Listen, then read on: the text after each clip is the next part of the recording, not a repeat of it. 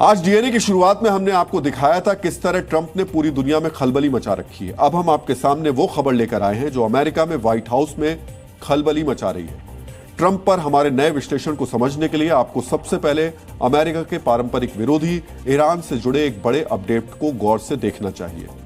कुछ open source intelligence दावा कर रहे हैं कि चीन से J-10 फाइटर जेट्स की पहली खेप ईरान पहुंच गई है।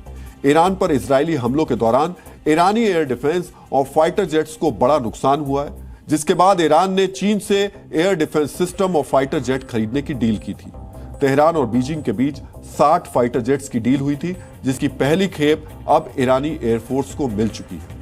फाइटर जेट से पहले चीन ने ईरान को HQ-9 एयर डिफेंस सिस्टम भी दिए थे और अब J-10 फाइटर जेट ईरान की धरती पर उतर चुके हैं।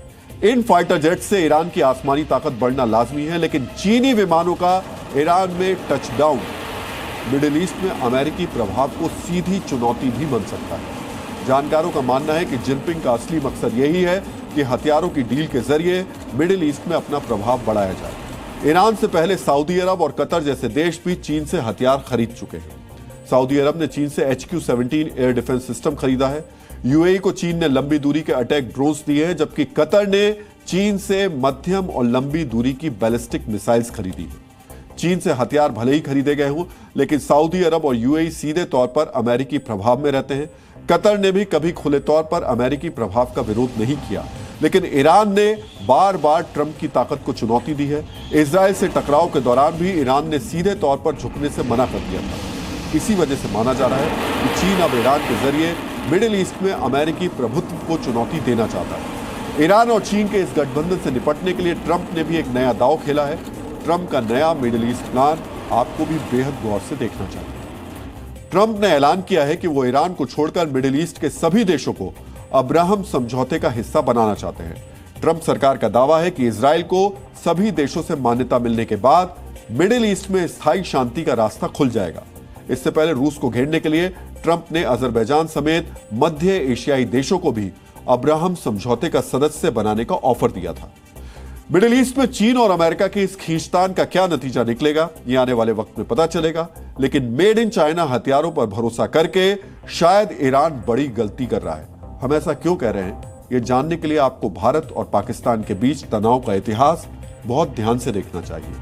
ऑपरेशन सिंदूर के दौरान इंडियन एयरफोर्स ने एक सुसाइड ड्रोन से ही पाकिस्तान में तैनात चीन के एयर डिफेंस सिस्टम को तबाह कर दिया था, जिसकी वजह से पाकिस्तान के पंजाब के एक हिस्से की हवाई सुरक्षा चौपट हो गई थी।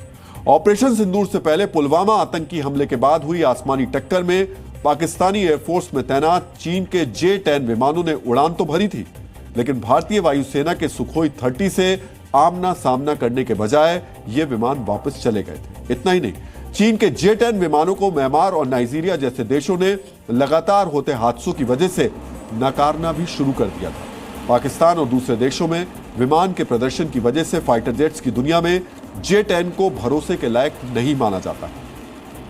पाकिस्तान का जो J-10 है, जो कि उनको चीन ने दिया है, ठीक ठाक फाइटर विमान है और उसमें जो PL-15 air to air missile लगाया है, ठीक ठाक एयर टू एयर मिसाइल है। पाकिस्तान दावा करता है कि 150 किलोमीटर की दूरी से शूट डाउन कर सकता है, लेकिन शायद उनका परफॉर्मेंस उतना अच्छा भी नहीं है जितना कि वह दावा करते हैं। जानकारों के मुताबिक मेड इन चाइना हथियार उतने कामयाब नहीं है जितना